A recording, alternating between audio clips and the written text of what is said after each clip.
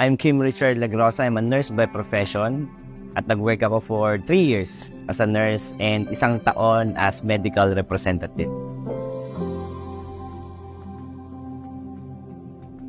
Plano ko talaga sa buhay is maging isang OFW, magtrabaho specifically sa London kasi nandun yung mga relatives ko. Actually, lahat settled na.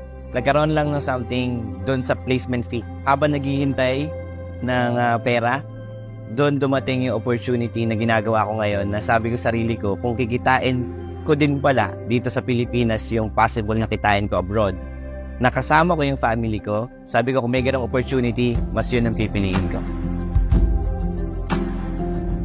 Meron community na tumulong sa akin na turuan ako kung paano maging isang businessman, paano maging isang entrepreneur, especially sa online platform.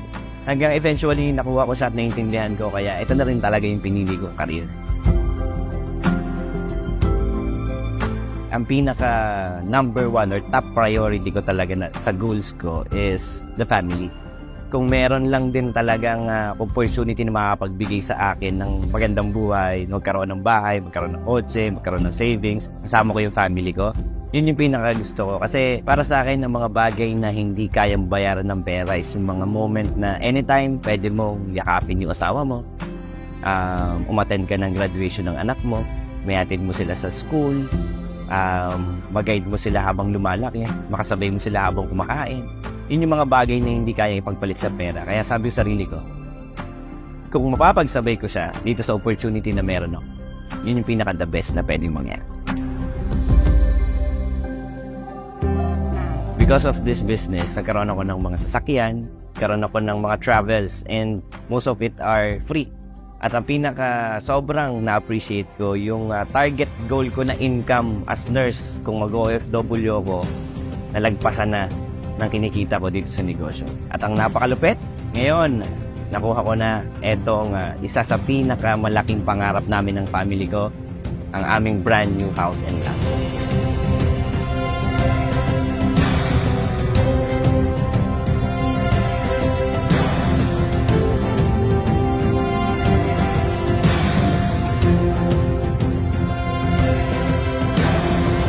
More than material things, priceless yung ngiti ng nakikita ko sa mga anak ko, nakikita ko ngiti sa asawa ko.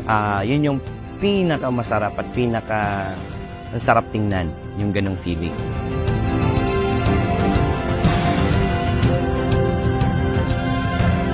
Sa mga kapanood ng video na to, especially sa mga OFW, ang ma-advise ko lang, buksan mo ang puso at isip mo. Yung plano mo, sigurado ako na mas malaki ang planong ibibigay sa iyo ng Diyos. Kaya masasabi ko sa mag-asawa dyan, support your partner. Kasi kung di ko siya sinuportahan, wala kami magiging ganitong kagandang bahay. Kaya naniniwala ako na isang matapang na desisyon lang ang kailangan para maging susi sa maganda nating kapalaran. Kaya kung may magandang opportunity, sumubok ka.